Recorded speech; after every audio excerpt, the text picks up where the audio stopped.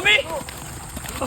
Napuno guys! Inubukan nga pala naming maglambat ng mga malalaking isda dito sa palaisdaan at nagkabit na rin nga pala guys kami ng duyan dito sa unahang sanga sa may bahay ni Tarzan at dito na rin guys kami nagluto ng mga nahuli naming isda pananghalian. So what's up guys? What's up mga kanapadaan lang? So ngayong araw nga guys, maaga na naman tayong tinanghali ng gising. Bali nga guys, ngayong araw medyo malabo nga pala ang tubig dito sa may bahay ni Tarzan dahil napakalakas guys ng nangyaring ulan dito kagabi. Pero bago sana guys natin simulan itong adventure at masarap na food trip natin ngayong araw ay pakilike naman sana guys ng video nito, isa lang, maraming salamat. Balak nga pala guys namin ngayong araw guys na hulihin o tingnan na yung mga isdang inaalagaan namin dito sa palaisdaan. So subukan guys natin tingnan yung mga size nila kung pwede ba talagang ibenta. Pero bago natin simulan itong adventure natin ngayong araw ay big shoutout nga pala sa pamilya ni Chester. Salamat sa masarap na food trip. At sa mga gusto nga pala guys makalaban kami dyan ng basketball o gusto nyo guys mag-exhibition kami sa lugar nyo, pwede nga pala guys kayong mag-comment sa video na to at pwede nyo rin guys i-PM itong page namin. Willing kami at masaya kami makikipaglaro sa inyo. Bago nga pala guys kami manghuli ng mga isda doon sa palaisdaan ay sabi nga pala guys itong kapatid ko na camera girl namin ay magsasaing na muna siya para guys mamaya pag may nahuli na kami diretso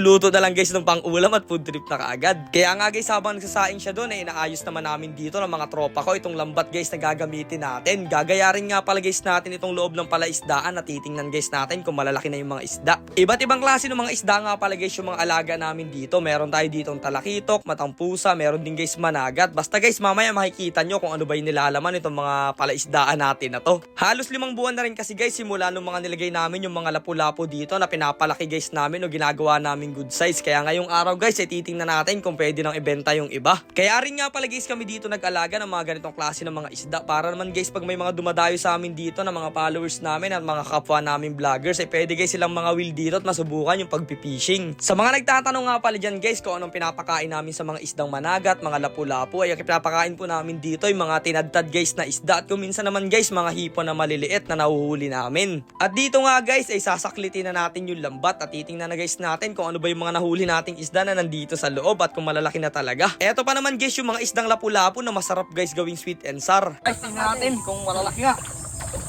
Oh! Ulo! Ang dami! Napuno guys!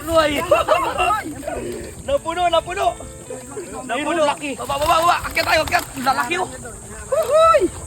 Guys, ginayad namin dito yung mga ano. Lalaking talakito. Mga isda namin oh. Gambunay. Lalaki na nila. Yan yung ano. Yan oh, tingnan nyo guys ha. Oh! Grabe. Quality. Ano solid. Laking ano. Awaki yung Jilo. Alatan no. Jilo. Lalaki talakito mo.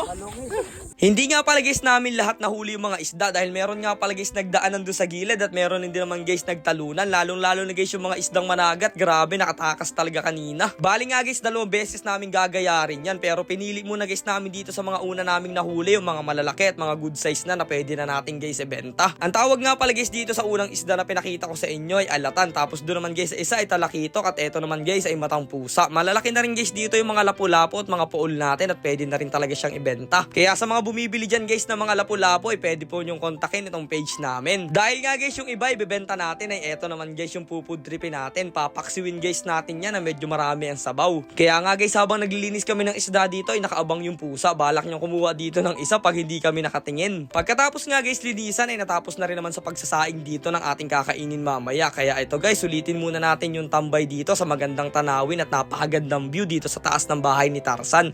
Sariwang hangin talaga malalasap mo dito. Kasabay naman nun guys ay nag-get na rin ako dito ng sibuyas at bawang na ilalagay natin ng mga rekado dito sa mga lulutuin natin. Tapos ayan guys, isa-isa lang nating isasalang dito sa maitim na kawali.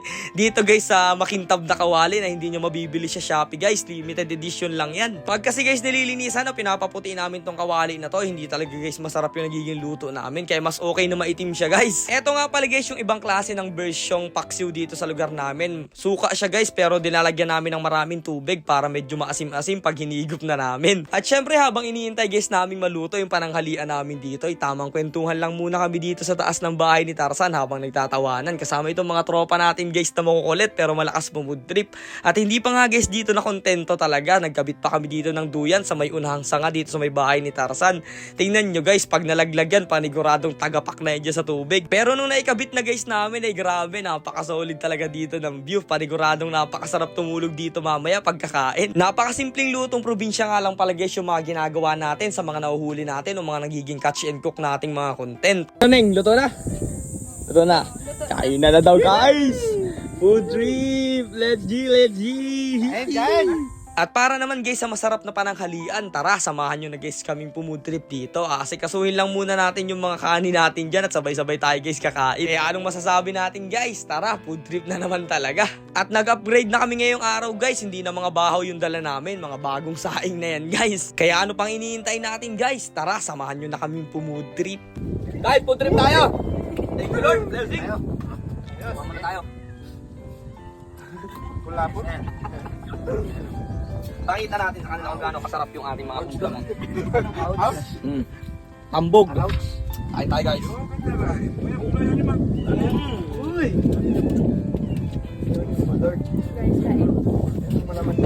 Tingnan mo guys, ang laman ng mga kulapo. Pure na pure yung laman niya.